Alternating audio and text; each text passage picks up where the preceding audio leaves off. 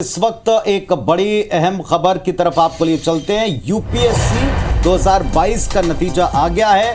IBS 24 ने आपको बताया था कि नतीजे की घोषणा के साथ एक अच्छी खबर ये कि सतना, मध्य प्रदेश सतना की बेटी ने 15वां स्थान प्राप्त किया। सतना की स्वाति को पूरे देश में 15th रैंक प्राप्त हुआ है। स्वाति के पिता मैयर ट्रांसपोर्ट में काम करते हैं और अब इस वक्त सब उनसे जानना चाहते हैं कि आखिर उनकी इस तपस्या का श्रेय उनको तो जाता ही है, लेकिन उन्होंने तपस्या के अलग अलग चरणों में किस तरीके से तैयारी की। स्वाति हमारे साथ में जुड़ गए हैं। स्वाति, IBS 24 पर आपका बहुत स्वागत है। बहुत सारी शुभकामनाएं हमारे पूरे परिवार की तरफ से आपको। सबसे पहले जैसे ही आपको ये खबर लगी, जाहिर तौर के ऊपर बधाइयों का तांता लगा होगा। अब आपने क्या सोचा है आगे के लिए?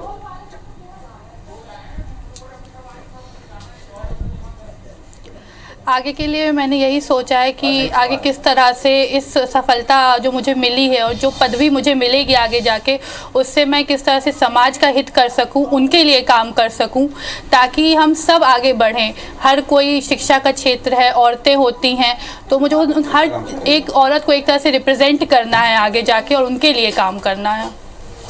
थोड़ा सा अपने बारे में भी बताएं, क्योंकि जितना पृष्ठभूमि हमें पता है और हम दर्शकों को बता रहे हैं, काफी संघर्षों के बाद ये कामयाबी आपके हिस्से आई है। थोड़ा अपने बारे में बताएं, कब प्रण लिया कि आपको ये परीक्षा देनी है, किस तरह तैयारी की, कितने घंटे आपने प्रिपरेशन की, किस तरह के संसाधनों का इस्तेमाल किया?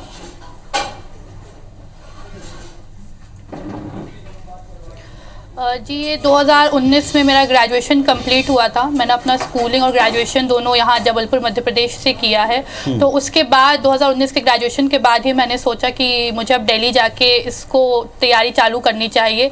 कॉलेज में ही कहीं ना कहीं एक ओवरव्यू था कि मुझे ये करना है, लेकिन तब थोड़ा थोड़ा समझने की कोशिश की, घर पे ही थोड़ी थोड़ी तैयारी NCERT और लोकल बुक्स वगैरह करी।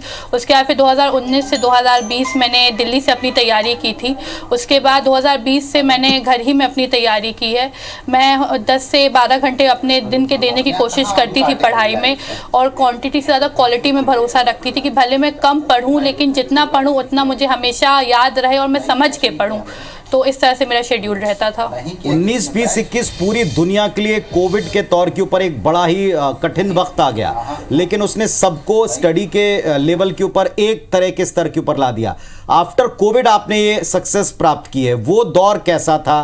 क्या उस दौर से कोई मदद मिली या ज्यादा चैलेंजेस थे उसके बाद इस एग्जाम को क्लियर करना?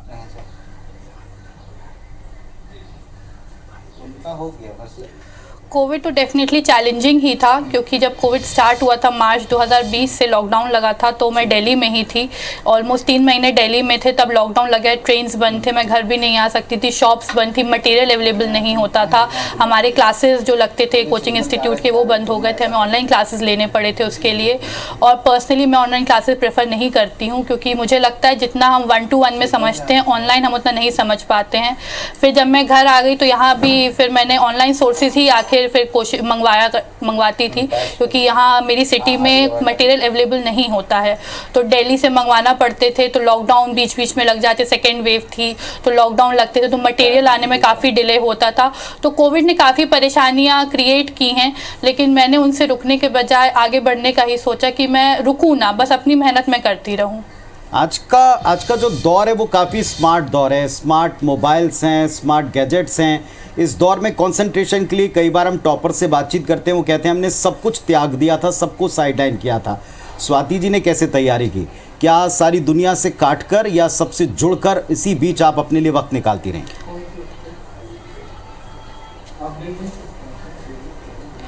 मैंने भी यही सब टॉपर्स वगैरह की बातें सुने थे कि सोशल मीडिया बिल्कुल बंद कर देना चाहिए, हमें नहीं यूज़ करना चाहिए। और स्टार्टिंग में ऑनेस्टली मैंने भी यही किया था।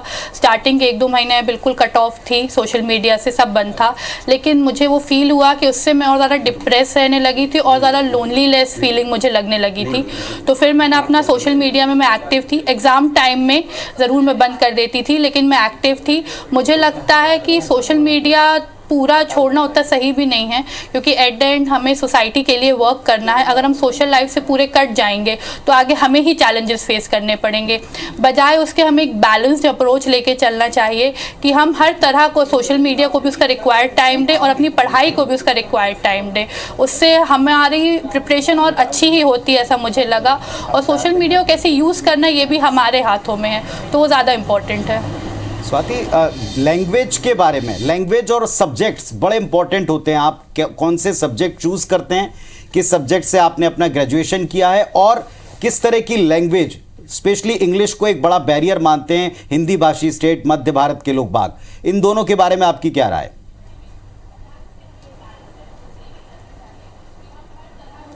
ये मैंने वैसे इंजीनियरिंग किया हुआ है, कंप्यूटर साइंस इंजीनियरिंग, वही मैंने जबलपुर से ही किया हुआ है। मुझे लेकिन नहीं लगता कि लैंग्वेज किसी भी तरह का बैरियर होता है। हम देखते हैं हिंदी मीडियम के भी काफ़ी टॉपर्स निकलते हैं। अल्टीमेटली सबसे इम्पॉर्टेंट चीज़ है हार्डवर्क और फोकस। अगर आप ये दो चीज़ें देते हैं तो ज़रूरी नहीं आप किस बैकग्राउंड से हैं, किस मीडियम से, आपके स्कूल या कॉलेज में क्या परसेंट आए थे। अगर आप हार्डवर्क और फोकस के साथ पढ़ते हैं तो यूपीएससी में सफलता आपको ज़रूर मिलती है। बहुत सारे मिथ भी जुड़े हुए हैं। कई बार ये कहा जाता है कि बिना दिल्ली जाए काम नहीं चल सकता, बिना बड़ी कोचिंग के काम नहीं चल सकता। आपका सो फार एक्सपीरियंस क्या कहता है? अब लोग आपको रोल मॉडल मानेंगे, लोग चाहेंगे कि वो भी स्वाति की तरह सक्सेस गेन करें। आप उनको क्या कहेंगे? कब से तैयारी शुरू करें, किस तरह से तैयारी शुरू करें, कहाँ से शुरू करें, या सीधे जैसे आपने दिल्ली का रुख किया वैसा करना है सबसे वाइज डिसीजन है? क्या कहेंगे आप?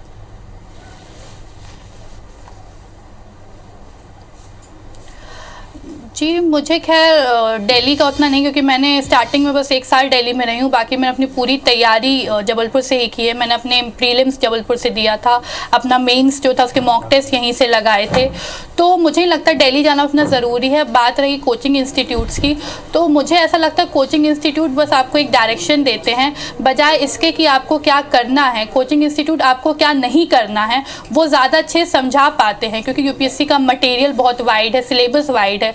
तो कोचिंग इंस्टीट्यूट से आपको एक डायरेक्शन मिल जाता है कि हाँ आपको इस डायरेक्शन में जाना है। तो आई थिंक कोचिंग, इसलिए ये भी नहीं कि जो मिथ है कि कोचिंग के बिना नहीं होता, तो ये तो सही नहीं है। परिवार के बारे में अंतिम बात, परिवार के संघर्ष के बारे में बात करें। आज सभी बड़े प्रसन्न होंगे।